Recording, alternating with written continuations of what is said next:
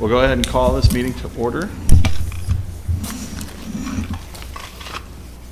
Can I get approval of the, oh wait, we'll do a roll call, sorry. Ms. Atkins? Here.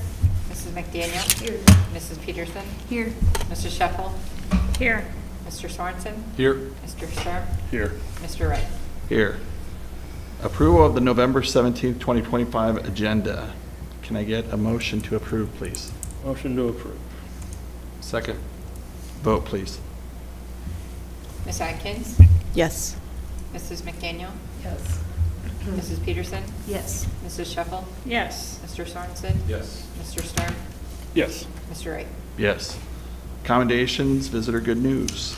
So I was going to have a presentation, we're not done with it yet though, so I'll bring that to the next meeting of all of our fall activities, because the spring play just wrapped up, and then state swimming was just done this weekend. Sounds like we performed very well at state swimming. The play, I talked to 4 different people whose kids were in the play, and they were pretty excited about the performance of the play. I know that show choir is in full swing right now. They've been practicing a lot. Costume So- fitting is tonight, and solo auditions are tonight. Yep, and what is the theme this year for high school show choir? Karaoke for, Whoa! yeah, karaoke for Corp and the Powerpuff Girls for Company. Very cool. Yeah, and Corp finishes their choreo next week. And I'm not sure where Company's at with their show. I'm sure they're almost done, but Right.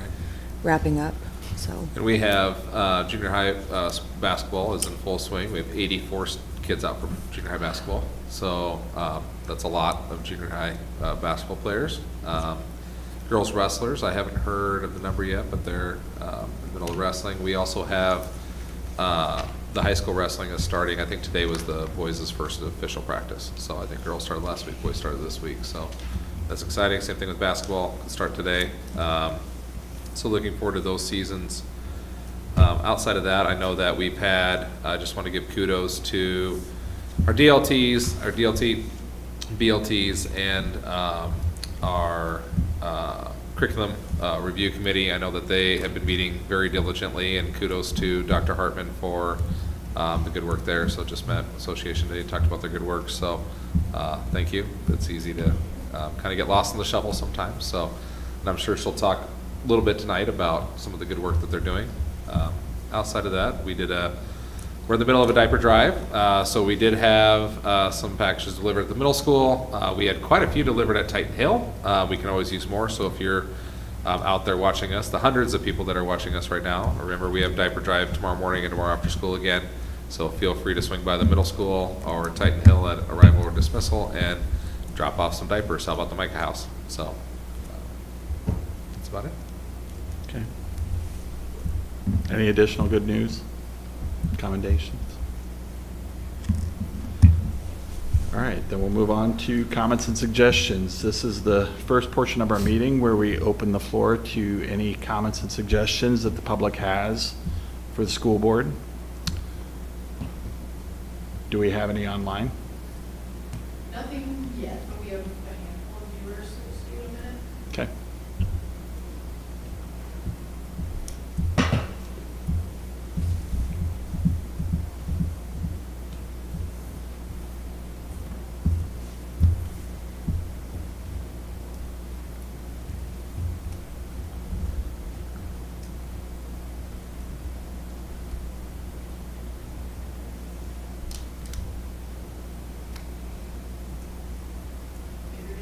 Okay. We will move on to consent agenda. Do we have an updated personnel sheet? Yes, there are a few updates on the sheet.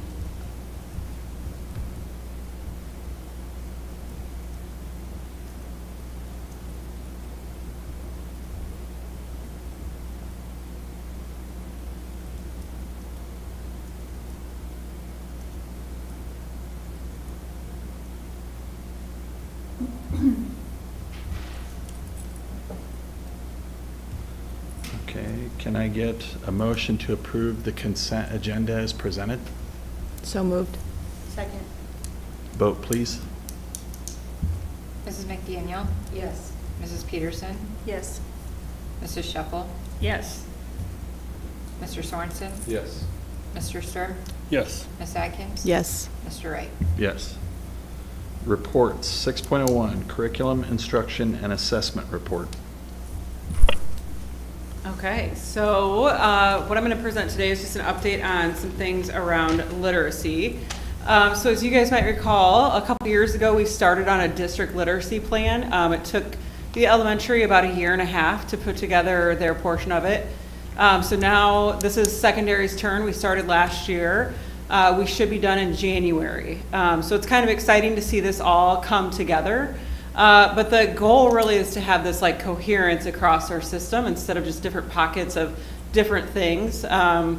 We'll talk a little bit more about it here shortly, but as you guys have probably heard the term science of reading. Like we just know so much more now about how kids learn how to read, and so to be able to put that all together and have a guiding document is really useful. When I came, we started doing a lot of training with letters, which is like the science of reading. And as we were doing that, people started talking about like, but how do we make this come to action? And so that's kind of how the whole plan started, was people really wanted like a guiding document that helps shape what we're doing when it comes to literacy. So I've linked it in here, but the state of Iowa now has this comprehensive state literacy plan, and it's in response to legislation that came through last year, and I'll show you a little bit about that later. But in that plan, it's really asking for districts to create a district-wide plan. So we're kind of ahead of the game, which feels really good. But they just talk about there's a lot of research behind districts that have a plan, that you see more improved student outcomes. You see stronger alignment with things when you have a district-wide plan. So we are on the home stretch with our literacy plan and adding our secondary portion to it. But just so you guys know, like Dr. Hazy was saying, some of these people who have been a part of this, like they've invested a lot of time and energy, and they are really diving in and learning a lot. And some of the people who have been part of this process, so again, this is years in the making, are now also part of like our curriculum review committee, just because again, they have such deep knowledge and learning around some of this information. So you can see those bullet points. Those are things that we looked at and we analyzed and we scored ourselves on of how we're currently doing. We looked for gaps, we looked for some strengths, and that's what led us into some conversations and some action points in our plan. So here's what we've really got things narrowed down to on the secondary side. So on the secondary side, some things that you'll be seeing when this is finalized is a priority on vocabulary, a priority on comprehension and evidence-based practices, and then a priority on literacy across content areas. So supporting literacy can't just be language arts teachers' jobs at the secondary level. Like it has to be part of what our science teachers are doing, part of what our social studies teachers are doing. And so there's a ton of research behind each three of those bullet points. I feel really good where the team has landed, because those are incredibly important, levers to kind of push on when it comes to improving literacy at the secondary level. So we're finalizing that piece.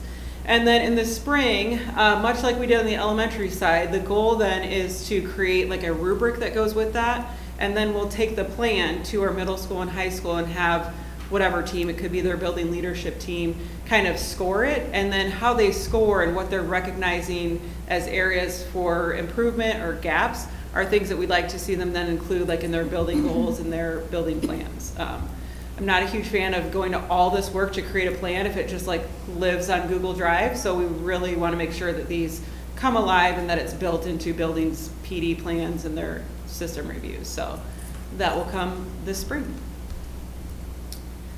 And then like Dr. Hazing mentioned, district leadership team has spent this fall taking the board priorities, and as you guys remember, we narrowed down to 2. So literacy and student behavior are the 2. And then the next step has been to take that broad goal and then figure out like what's our SMART goal. So this is what DLT, it was everybody had a 5 across the board on the whole team for consensus on this. So that felt really good. But this is what their goal statement is, that by May of 2027, state district literacy assessment proficiency will increase to at least 80% at each grade level by implementing Tier 1 literacy practices aligned to the district's literacy framework, which is really kind of a nod back to that district literacy plan that we're creating. So the next step at DLT is really then to think about what's the lag measures. So those are the measures that we're going to look at the end.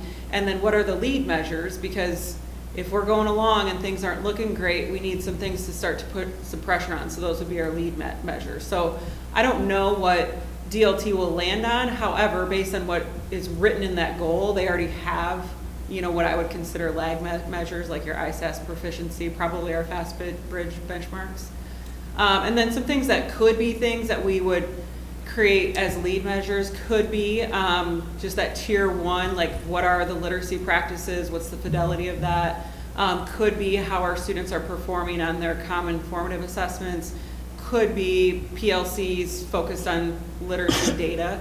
I don't know where we'll go with that, but I just think it's important that, again, not to just have a goal, but to look along the way throughout the school year to see, like, are we making the right kind of progress? And if we're not, then what is it that we need to go back and change? So next, as you guys know, we have been doing a curriculum review with language arts. So we do a 7-year curriculum process here at Lewis Central. So every 7 years, we'll relook at materials. However, there's a process along the way. And part of that process is looking at data. It's looking at our essential standards.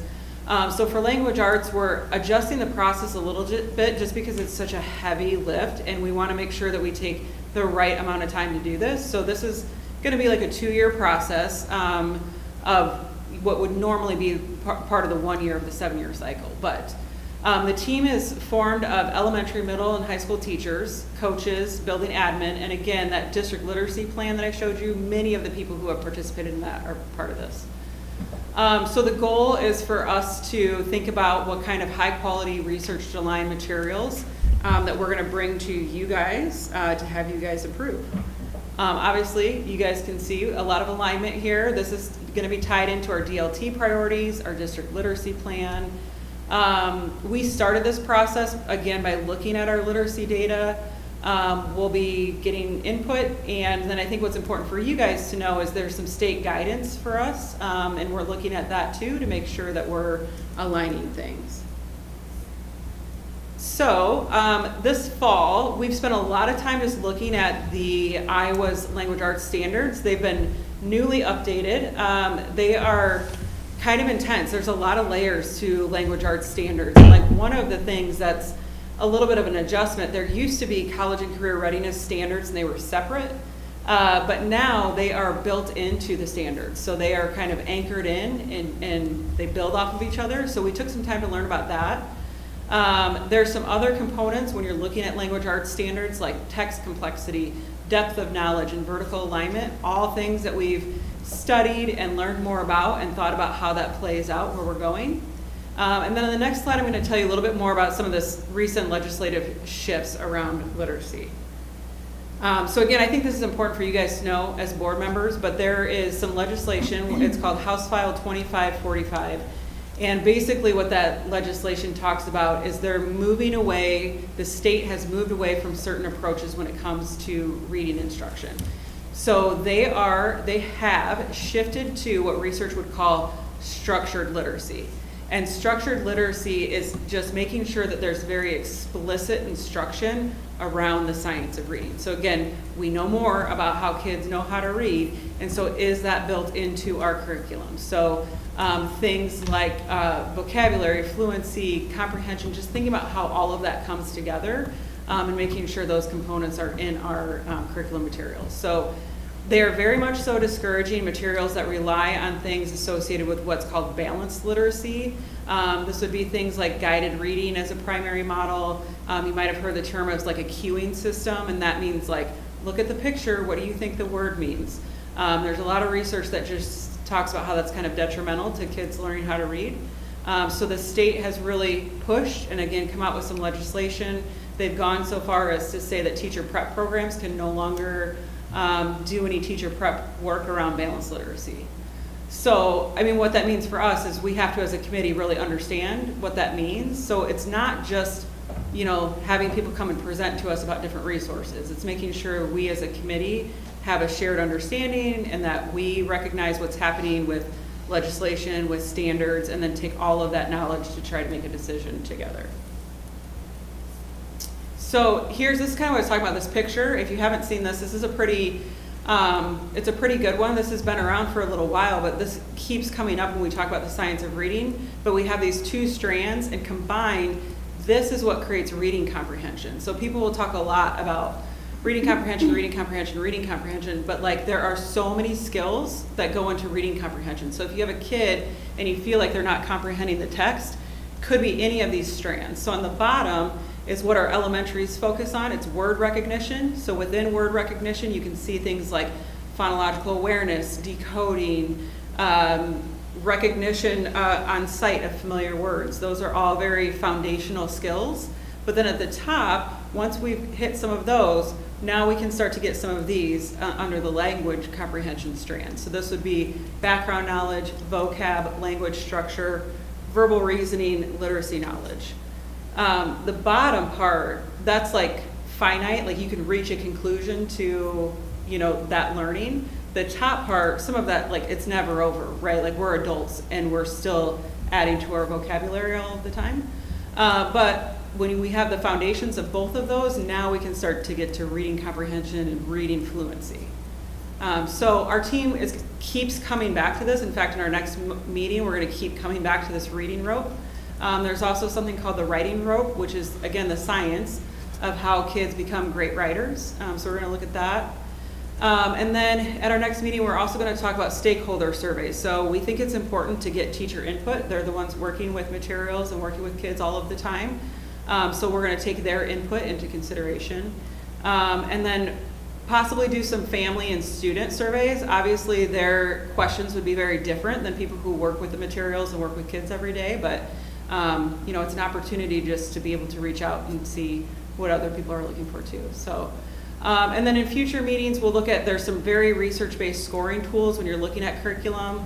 And then one of the very important things for us is that we plan for implementation. So if we move away from current materials, it's a heavy lift for literacy. So we want to make sure we're really well planned and well thought out as far as what does implementation look for. And then obviously eventually we'll bring you guys a final recommendation. So this is the last slide, but just like how this all kind of intersects, but basically the district literacy plan, that's the framework, the expectations that we have for literacy instruction at Lewis Central. Then the curriculum review process, this is giving us the tools and materials that then support that framework. So really it's this shared goal that we want this coherent across the district plan with literacy. We want things to be research aligned and have that vertical alignment K-12. And I wish I could say preschool, but most curriculums are not inclusive of preschool programming. So, any questions on anything related to literacy, district literacy plan, the curriculum review process? What percentage are we currently at? You said 80% was the goal in 2027. Do you know what we're currently sitting at? I don't know collectively. We're not quite there. Like there's some pockets where we are, like the middle school, 7th and 8th grade had really great scores above 80%. But there's other areas that we're not quite there yet. And then if we do change the curriculum, what does that mean from like a financial, budgetary perspective? Is that something that we have to consider if we do go a different approach? It is, yeah, it's a significant investment. I'll tell you, but one of the things right now, so all of our subject areas, their curriculum review is, you know, it's every 5 years. And so right now, language arts is at the exact same time as It was at the same time as social studies. As social studies. And so, I mean, that's two large curricular areas that we were approving in the same year. So this is considered technically an off year. And so that's why just accelerated the literacy based upon our literacy scores and some of our other needs and the emphasis from the state to look at different methods for providing that instruction. So that's why it was kind of determined, like, let's change and let's look at putting it on its own year. So it's just essentially expediting the expense by, you know, a year or so. Okay. Yeah, So, but it'll be a large purchase. So, yeah. I mean, it's not cheap, but yeah. Have you explored other school districts that have used this? And how are their scores, That have used what? this plan? Like changing the curriculum?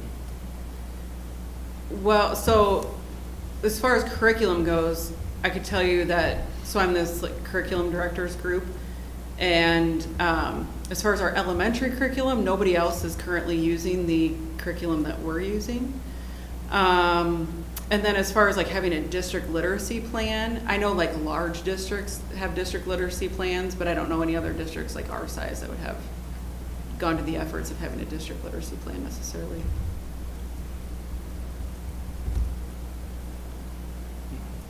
We've had this for 7 years, so it's time to get with Well, the times right essentially before I too, got right? here, there was some decisions made as far as literacy curriculum. So it's year 4, I think, that we've had our current literacy Okay. curriculum. Yeah. But at a certain point, I'm assuming it becomes more outdated for us, just because we need the kids to be, okay. Yeah, and this is pretty, I think in my time in Missouri Valley, I was there 13 years, and the elementary went through at least 2 different curricular sets, you know? So it's kind of like you do Yeah. what's known to be the best, and then new research comes out, and state guidance and training and everything comes out, and it's determined that maybe something else is a little bit better. So if you ask any teacher that's been around for 20 or 30 years, they'll tell you that they've gone through many curricular cycles, you know, and they've learned how to. And it's hard. It's Yeah. hard. It's hard to learn a new curriculum. It's hard if you have something you've had for a while and you really liked it. And, you know, you have to think about all the change theory that goes with it, you know, and all the different, people have different perspectives about it. But I think at the end of the day, you've got to look at data, and then you have to look at best practice. And again, like there's so much good information now about the science of reading, and curriculum companies have responded, and that's been really fast the last couple of years. And so it's not like we want to change curriculum all the time, but you know, as things start to come out and you look at data, and again, it's now we've moved it on the curriculum cycle, so it's opposite social studies. It's just the time is all kind of right to be able to look at things. I really like that you're doing the stakeholder surveys as well, because it also helps you to determine where some of those speed bumps will be Yeah, in that process. yeah. Is that going to be a one-time event, or is that going to be throughout the process? It's a good question. I need to take it to the committee to ask them how they want to do it. And I Sure. also hope that people recognize too, like, it'll be one piece. It'll be a piece that we consider. I want people to appreciate too, like, how much this committee has really dove in and like really understands. Yeah. So like, they will be the final decision-making body, and like, I won't be the final decision maker. Like, my job, I think, is to help facilitate a process and facilitate a very well-aligned process. Like, hopefully we come here and I don't feel uncomfortable presenting something to you guys. Yeah. But they have really invested in this process. So whether it's the teacher feedback, the student feedback, the family feedback, it'll be a piece of it. It'll be a piece that they'll have to take into consideration, just like they're taking into consideration all the other things. Okay, good. Any other questions, comments for Dr. Hartman? You're welcome. Okay, then we'll move on to 6.02, finance report.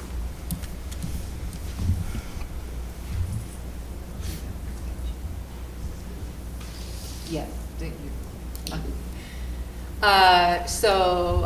Up on the screen is our year to date for the fiscal year 26 expenditures. As you can see, for the general fund, we are running right where we need to be at 18% of our budget. So with it being the end of October that these numbers run through, that is 2 full payrolls for our certified staff. So looking at that, everything is running right where we had budgeted for that.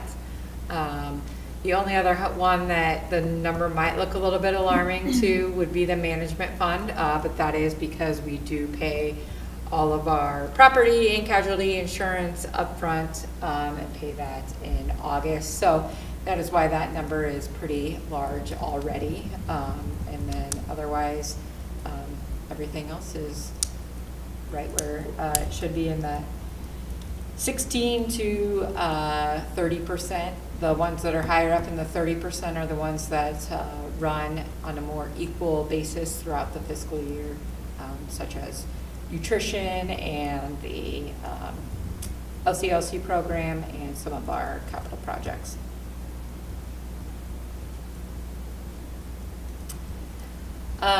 So in October, we actually received our first large payment of property taxes, of 2 of them. The second one comes in the spring, but that is a pretty significant amount for all of our funding throughout the year. So ISPIS put out their new information for comparisons. There's a lot of numbers on this chart, but I would just suggest looking at the total property tax rate at the bottom, which you guys all know is the $11.26 that you guys set. That ranks at 249.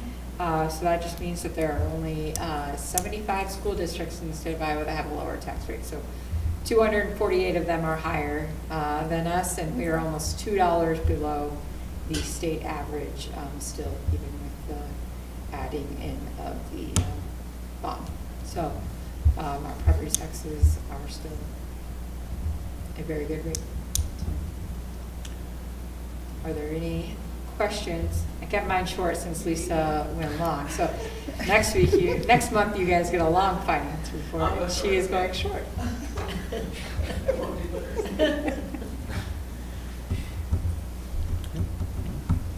Okay. Then we'll move on to 6.03, superintendent report. So a couple things. So first of all, I met with the association today.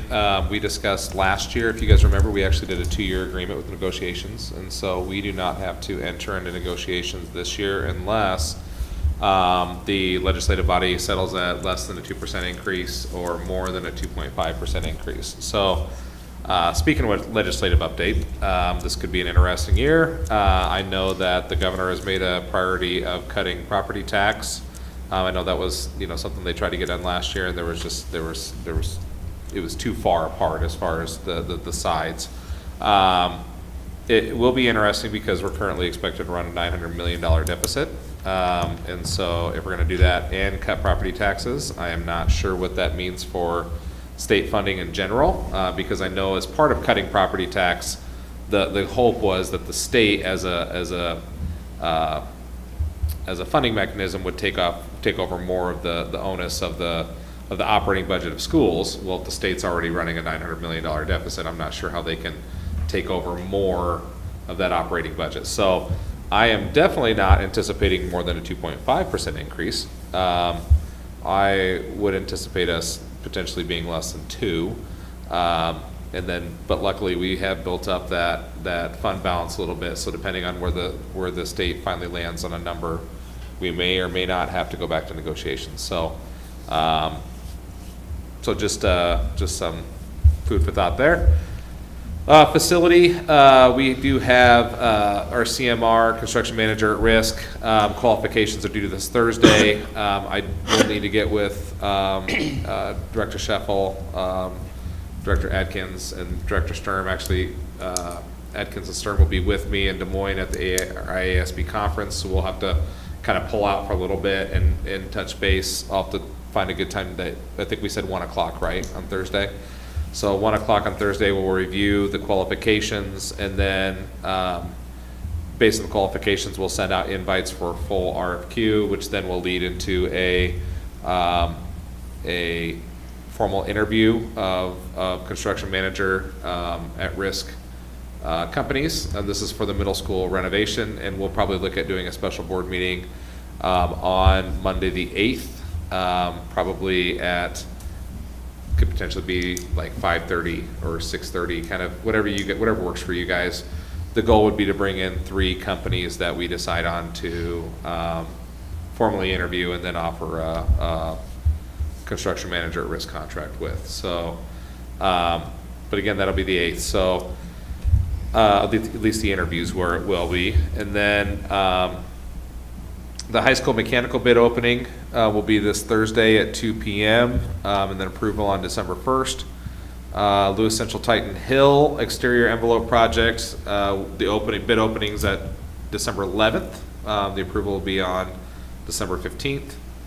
IASB is this week, and I believe that new director, Bach, will be going for his initial training during the pre-conference on Wednesday, and he'll be going down with Mrs. Reyes. And then I'll be going down with Director Sturm on Wednesday evening and participating in conference on Thursday. And then Ms. Adkins is going down tomorrow night and participating in the, what's that called? Delegate assembly. delegate assembly, and then the conference on Thursday as well. So, so hopefully it's a good conference. I'm sure we'll get to listen in a lot what AI is bringing to the educational landscape, and I'll talk about that in just a second. School calendar, for those of you out there who are waiting on our 26-27 school calendar, you won't have to wait much longer. I put out the first iteration to the staff last week, and so they're kind of looking through. A couple of highlights of it is based upon kind of school start date going to the 24th. Again, it's a Monday, and I'm so sorry, we're going to start the year off on a long week. However, with the state not allowing us to start it any other day but the 24th or the day after the 23rd, which 23rd is on a Sunday, so I don't think anybody wants to start on Sunday. We have to start on the 24th if we want to get all of our other goals in. So that includes a long winter break, a longer spring break this year. I think we're able to get that. It's basically a full or almost a full week, Wednesday through Monday, and then seniors are out on the 14th, and the rest of the kids are out on May 21st of next year. So one of the things that we do have to consider, and we can just for food for thought, we'll talk about this more in detail when I submit it, because I'll bring it to you guys on December 1st to have the initial conversation, and then on December 15th, we'll go ahead and approve the schedule or the calendar. It's very similar to this year's calendar, with the main consideration of Memorial Day falls on May 31st. And in the past, I don't know how long, probably forever, we've done graduation on Memorial Day weekend. However, with it being so late, seniors are out on the 14th. I don't know that we can realistically expect them to stay somewhat engaged until the 30th. I know that Council Bluffs is already looking to back their graduation date up at least a week. And so based on conversations with our current staff at the high school, counselors, administrators, teachers, their recommendation is going to be to have seniors get out on Friday the 14th, and then graduation be on Monday the 16th, just for the 2027 graduating class. So that'll be 2 weeks before Memorial Day. It'll be totally different. It's not Mother's Day. Mother's Day is the weekend before, so it doesn't interfere with Mother's Day. It's just going to be a shift for what we typically do, and it's because Memorial Day falls on the very last day of the year. I know that we did do a survey with parents at the end of last year to determine, do they like having graduation on Memorial Day, or Memorial Day weekend, do they not? And it was a straight 50-50 split. So as far as whether they like it or whether they don't. One of the things we did find was almost 76% of them do prefer to have graduation on Sunday rather than, Friday or Saturday. So this would keep it on a Sunday, that 50-50 split. And really, we're just kind of, it's kind of being forced upon us to at least consider something different because of Memorial Day being so much later. So, so just food for thought, yes. So, I'm sorry, I thought I heard Monday. I did too. Graduation is Sunday? Oh, sorry, graduation Sunday. Okay. My apologies. Yes, no graduation on Monday, on a Sunday, yes. And then Get my days mixed up. our contract with Mid-America Center is just year by year, right?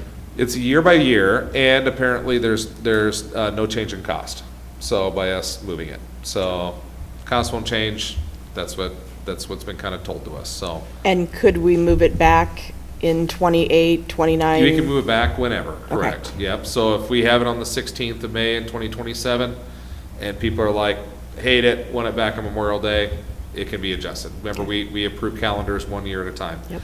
The other thing they're considering, this year we're having finals week, the week after winter break.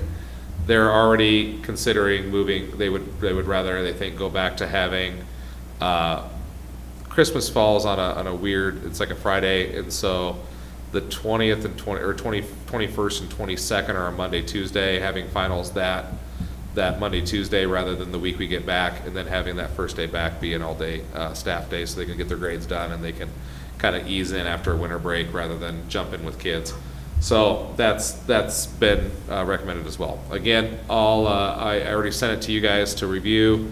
We'll continue to receive feedback from our BLTs and other staff members, and we'll kind of go from there. So, last week I went to a conference.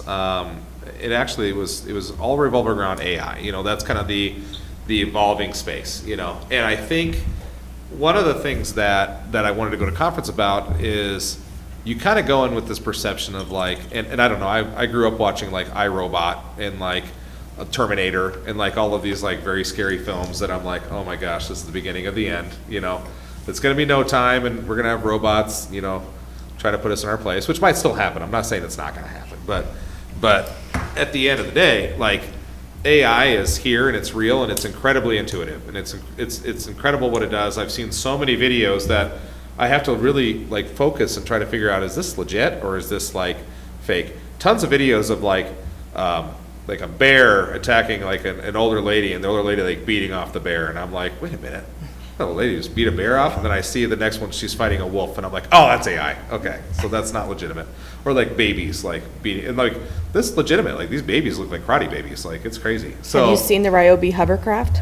No. Yeah, there's a Ryobi hovercraft that looks totally legit, so Oh, it's. I know. It's getting scary. So, the whole point of this is AI is here, and it's just consistently evolving. Even from when it was like 6 months ago, you could figure out if it was real pretty quick or fake because the person might have 9 fingers on their hand. You're like, all right, nobody has 9 fingers. 6 maybe, but not 9. So you're like, all right, that's fake. Now they have like 5 or 6 fingers, and you're like, wait a minute, maybe that's real, you know? So it's evolving super fast. And I think what was funny is up until like the last 3 years with AI coming around, I think a lot of effort and energy has been spent on educators on how do we restrict it? How do we find it? You know, what kind of apps are out there that we can run our essays through and determine whether or not this is written by AI or written by our students? And so we've put together a lot of effort and energy and resources on trying to figure out how do we stop it and how do we detect it.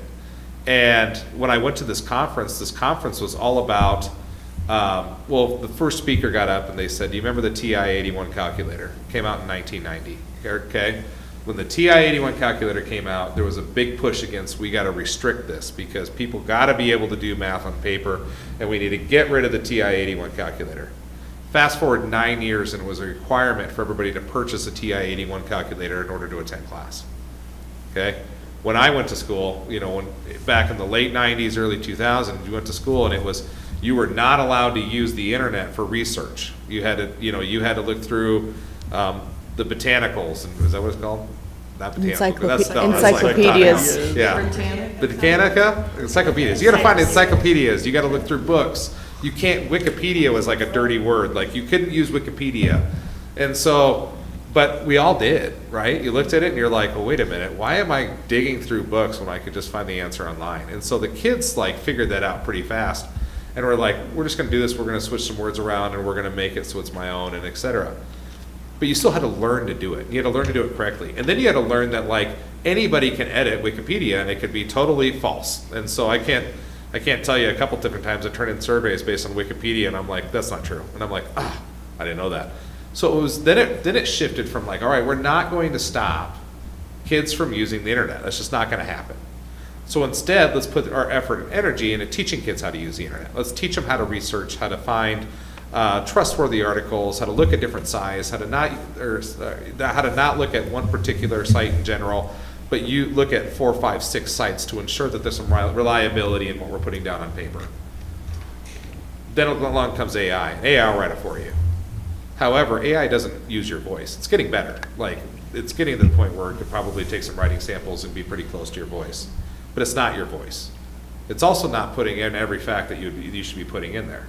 And so the thought process that they've had down there is, why are we continuing to restrict the use of AI when in reality this is the next frontier?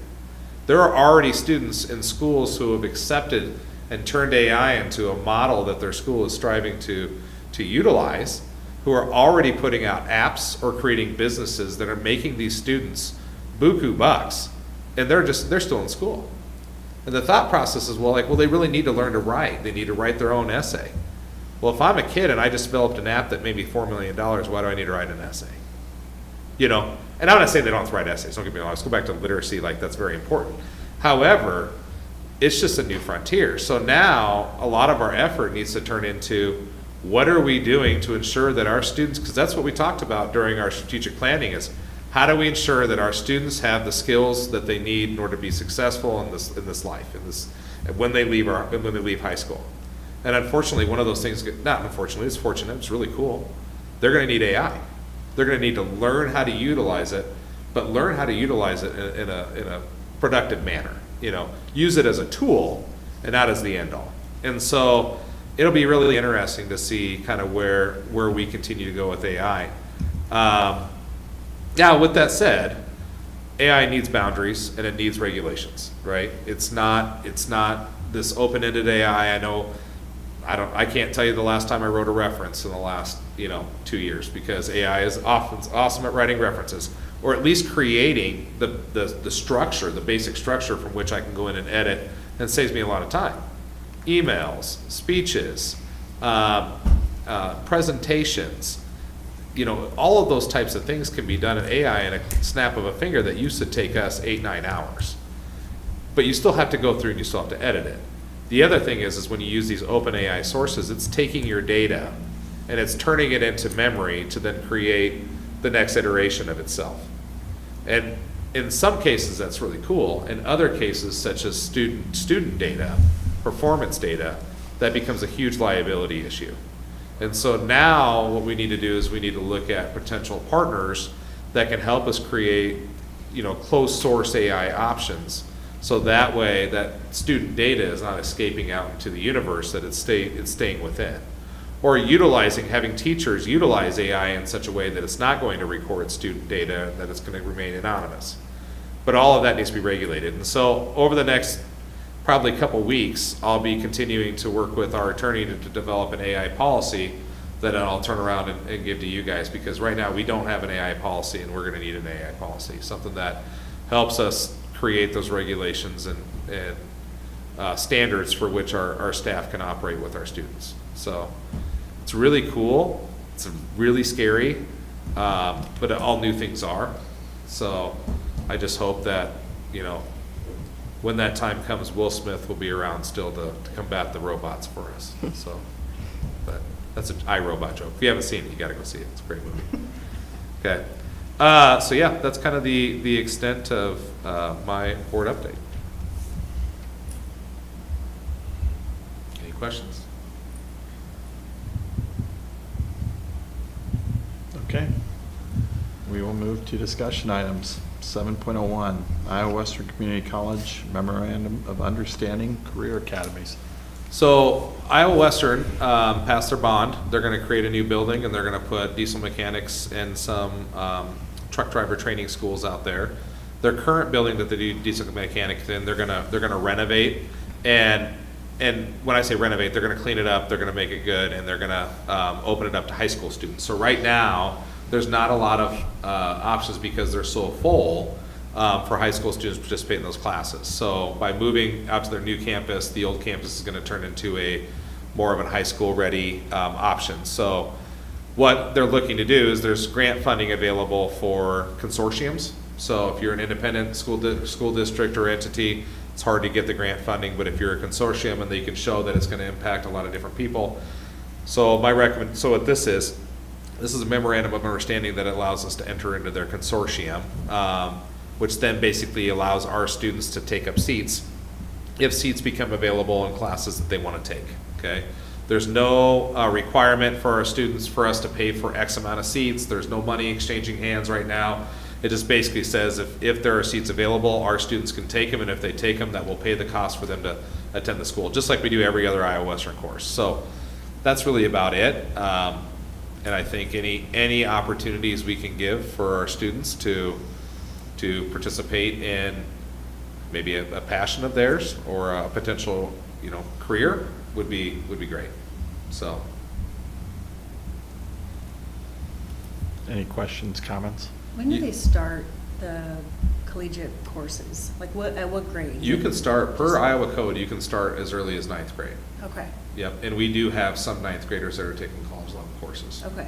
Yep. So I love that. yeah, it's pretty awesome. Mhm. Now, I don't know if they're gonna have, like, for instance, I'm assuming if you're gonna take truck driving school, you probably have to have a license. So, there might be some restrictions on that. I don't know that we want 14-year-olds out there driving straight trucks right now.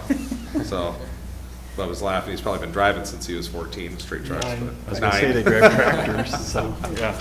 So, legally, from a college standpoint, there might be some liability issues, but I do know that it's a pretty cool opportunity anytime we can expand course offerings for our students, so. And like I said, there's no guarantee of it, it's just, it helps them get the funding. You will see that the document that I provided for you has my signature on it, and it's just because he had to have it for a certain grant deadline by last Thursday. So I signed it with the stipulation that this is a temporary signature until you guys are able to review it, approve it, and we can get, Director Wright's signature on it.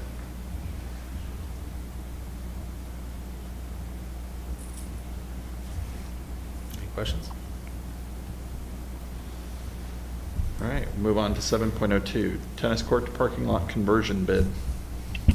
So we received, I'm gonna have you pull up, well, we'll talk through this first. So the tennis court, the old tennis court we talked about, just to kind of give you guys background. It was originally supposed to be dug up when the new tennis court went down. And we were gonna, because we're gonna put a lane through there that was gonna give us another lane for the high school. The city has decided that they wanna do an overhaul of Harry Langdon, they just don't know when. They're anticipating potentially 2027, 2029, somewhere in that range.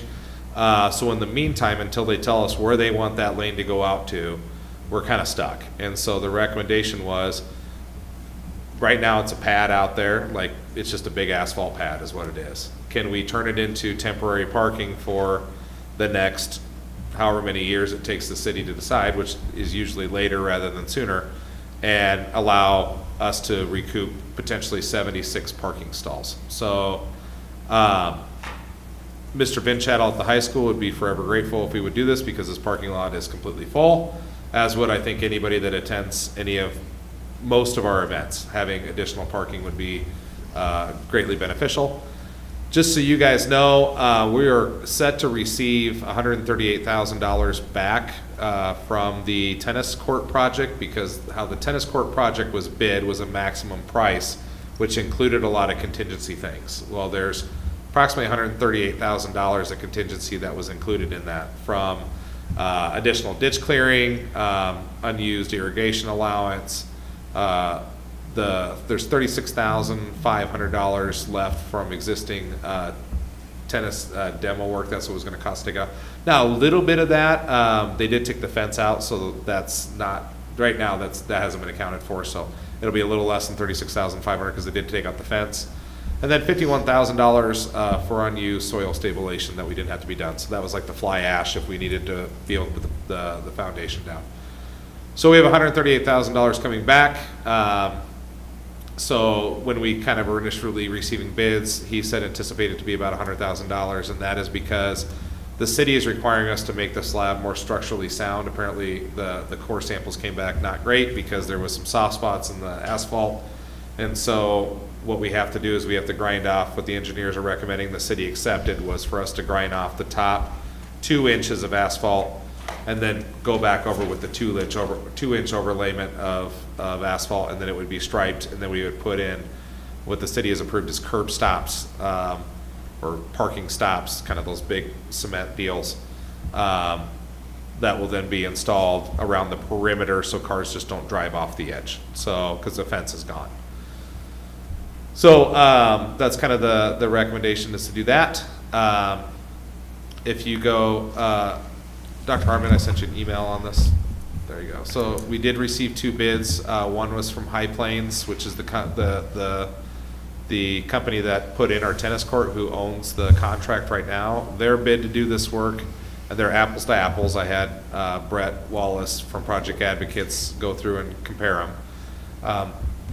Their bid was $125,538. If you go back to the other one, this is Century Asphalt. Century Asphalt came in at $91,429.50. So recommendation would be to go with Century Asphalt to do the work, and then we would receive back $130,000 and change. So we would still be about roughly $40,000 under budget on a project that was already under budget. So tennis court was already under budget, and then we're gonna get $40,000 back from that. And we've used Century Asphalt before? Yes, a ton. Yep, they're local. I would say they've done 95% of our asphalt projects around here. Now, one of the things that they mentioned is the work's got to be done quickly, because if you guys give the go-ahead tonight, they'll start grinding tomorrow, because asphalt companies close down around Thanksgiving, depending on the temperature and the weather. And so they need to get it going. They need to get it ground and laid and moving. Can they So get it all done before They think Thanksgiving? so. Okay. Yep. Because weather, So unless it's changed, they're. he said he would turn out a snow. crew ASAP. He was gonna have it out this weekend, and I said, we don't technically approve you until Monday. So I said, can't do that. So they didn't even have a bid to me till 2 today, so I'm like, well, unless you're gonna do work for free.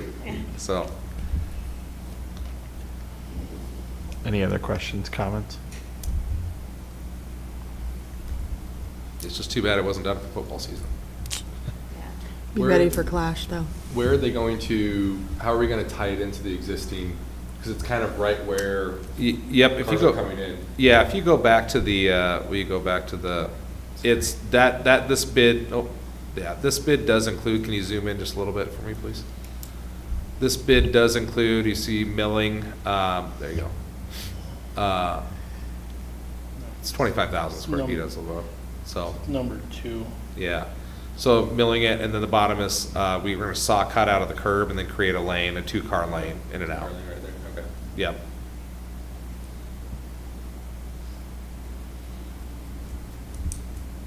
Will it be used through the school day? Will students be allowed to park there? I think Mr. Vinchettle talked about potentially having freshmen park out there, so, Do we have cameras on that lot? we do, yeah. Well, that's part of the camera install, so, which should be taking place next week as well, so.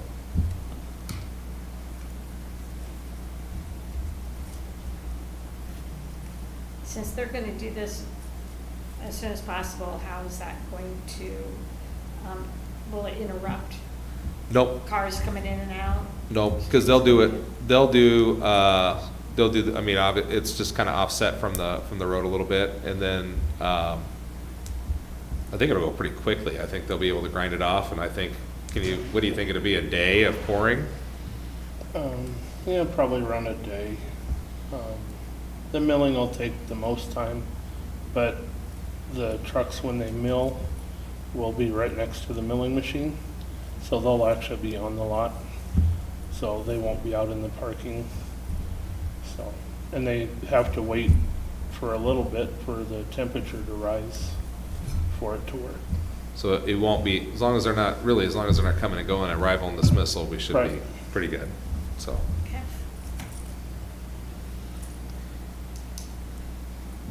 Any other comments?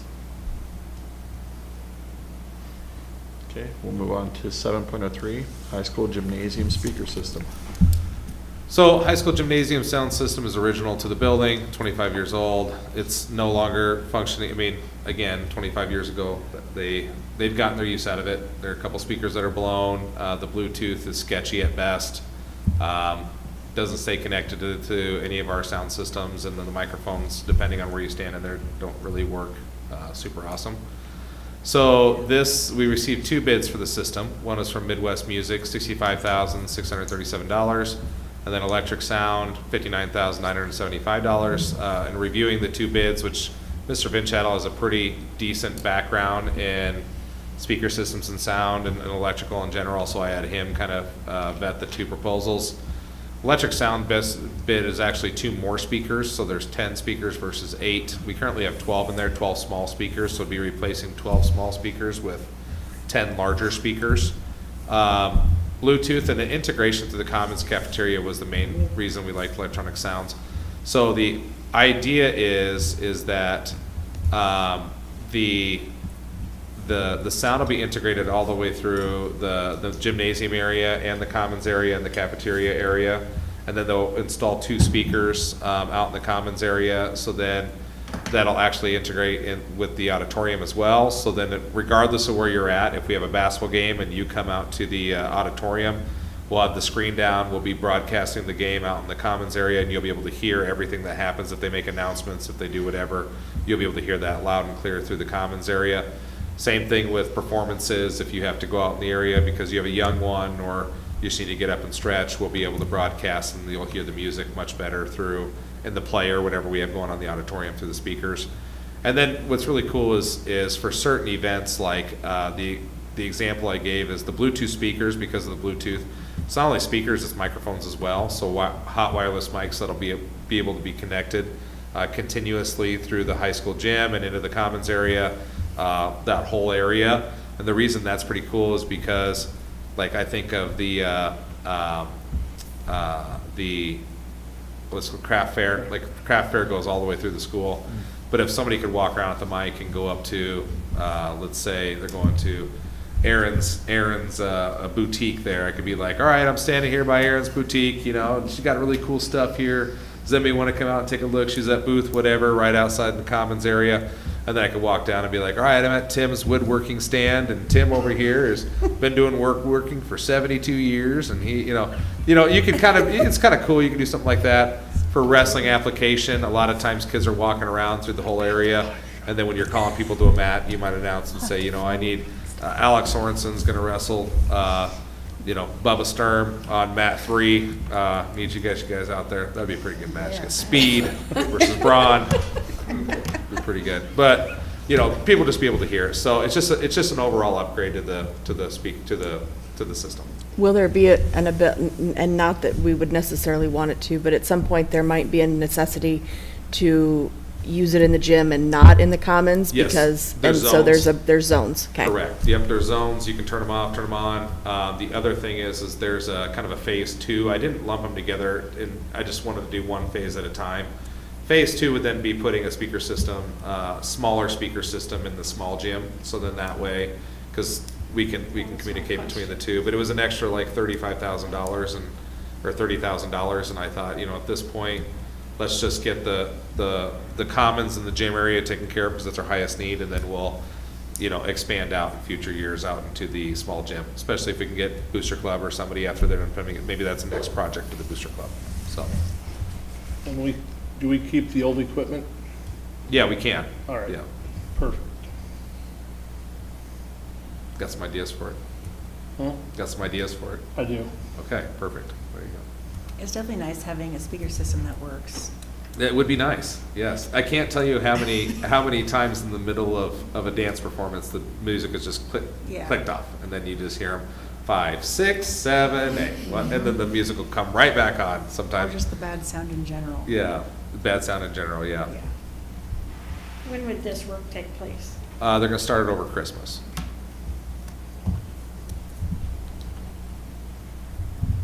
Any other comments? Okay, we'll move to 7.04, Northwestern College Memorandum of Understanding.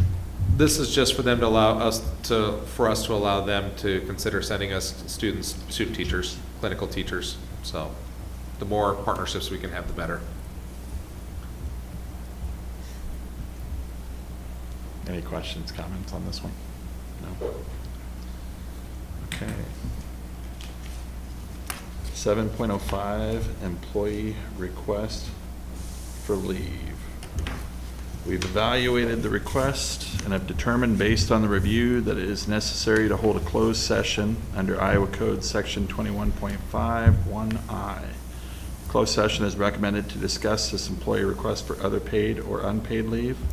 Per Iowa Code 21.51A, closed session is appropriate to review or discuss records which are required or authorized by state or federal law to be kept confidential, or to be kept confidential as a condition to that governmental body's possession or continued receipt of federal funds. And I take it the employee did request closed session? Yep, they did request closed session. All right. Correct. Can I get a motion to move to closed session? Motion to move to a closed session. Vote, please. Mrs. Peterson? Yes. Mrs. Shuffle? Yes. Mr. Sorensen? Yes. Mr. Sturm? Yes. Ms. Atkins? Yes. Mrs. McDaniel? Yes. Mr. Wright? Yes.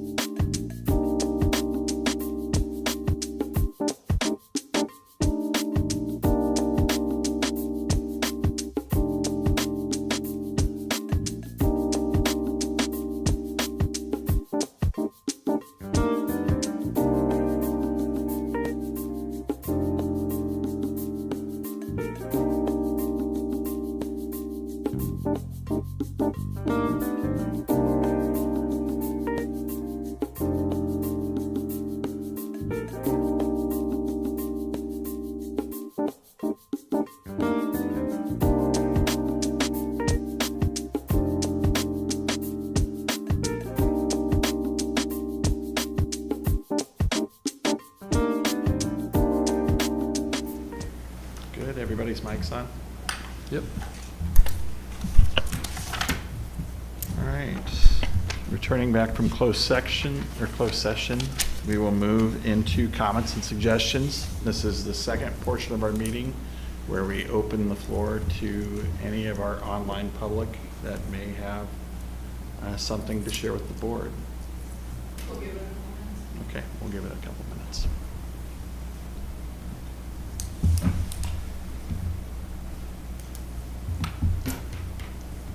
How soon will they start the diesel mechanic program for, or will we? Well, it's gonna be, I mean, it's gonna be a little bit, because they have to build the building Yeah. first. Yeah, so I would say probably 1.5 to 2 years. That's not bad. Yeah. Because they would have to, they're just trying to get the grant funding now, so then Yeah. that way they can, Have it in place. yeah. I'm excited to see how many kids sign up for that. Yeah. They should a lot. What's that? A lot of them should. Yeah. They make a lot Good. of money. I just saw the statistics too on the mechanics right now. Uh-huh. There's shops that are well over $250 an hour. Yeah. Teach myself.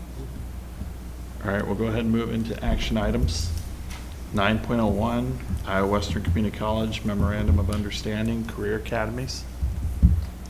Mr. President, I'd like Yes. to make the motion to approve the Iowa Western Community College Memorandum of Understanding for Career Academies as presented. Second. Vote, please. Mrs. Shuffle? Yes. Mr. Sorensen? Yes. Mr. Sturm? Yes. Ms. Atkins? Yes. Ms. McDaniel? Yes. Mrs. Peterson? Yes. Mr. Wright? Yes. 9.02, tennis court to parking lot conversion bid. Mr. President, Yes. I'd like to make a motion to approve the tennis court conversion bid from Century Asphalt for the amount of $91,429.50. Second. Vote, please. Mr. Sorensen? Yes. Mr. Sturm? Yes. Ms. Atkins? Yes. Mrs. McDaniel? Yes. Mrs. Peterson? Yes. Mrs. Shuffle? Yes. Mr. Wright? Yes. 9.03, high school gymnasium speaker system. Mr. President, Yes. I'd like to make the motion to approve the high school gymnasium speaker system upgrade quote from Electronic Sound for $59,975. Second. Vote, please. Mr. Sturm? Yes. Ms. Atkins? Yes. Mrs. McDaniel? Yes. Mrs. Peterson? Yes. Mrs. Shuffle? Yes. Mr. Sorensen? Yes. Mr. Wright? Yes. 9.04, Northwestern College Memorandum of Understanding. Mr. President, Yes. I'd like to make a motion to approve the Northwestern College MOU as provided. Second. Vote, please. Ms. Atkins? Yes. Mrs. McDaniel? Yes. Mrs. Peterson? Yes. Mrs. Shuffle? Yes. Mr. Sorensen? Yes. Mr. Sturm? Yes. Mr. Wright? Yes. 9.05, employee request for leave. Mr. President, Yes. I would like to make a motion to approve the request for unpaid leave as presented for employee A. Second. Second. Vote, please. Mrs. McDaniel? Yes. Mrs. Peterson? Yes. Mrs. Shuffle? Yes. Mr. Sorensen? Yes. Mr. Sturm? Yes. Ms. Atkins? Yes. Mr. Wright? Yes. We're going to change the order up a little bit here between 10 and 11. So we're going to talk about items of interest, future board meetings. So we have an organizational board meeting, December 1st, 2025 at 6:30. Anything you want to add on that? Nope, so we'll start the meeting. There will be we have to do a board hearing that day too on a facility, don't we? Or no, we moved that to the 15th. So yeah, so we'll start the meeting. We'll dismiss the current board and then we'll roll back in with the new board, so. Okay, and then 11.02, special board meeting scheduled for December 8th, 2025 at 5:30. I just threw out 5:30. Does that work for people or is that too early? My thought is if we have to interview 3 different groups, I would factor in about an hour per. that takes us to about 9 o'clock on that particular night. So, Can make that work. yeah. Okay. And then we're going to move to 10.01, Superintendent Mid-Year Goal Review. And then we'll end the meeting in closed session. So we have evaluated the request and have determined based on the review that it is necessary to hold a closed session under Iowa Code Section 21.51I. Closed session is recommended to discuss the superintendent's review. Per Iowa Code 21.51I, closed session is appropriate to evaluate the professional competency of an individual whose appointment, hiring, performance, or discharge is being considered when necessary to prevent needless and irreparable injury to that individual's reputation, and when that individual requests a closed session. And you Yep, request I closed request, session. Okay, do we have a vote to move to closed session? Motion to move to closed session. Second. Vote, please. Mrs. Peterson? Yes. Mrs. Shuffle? Yes. Mr. Sturm? Yes. Mr. Sorensen? Yes. Ms. Atkins? Yes. Ms. McDaniel? Yes.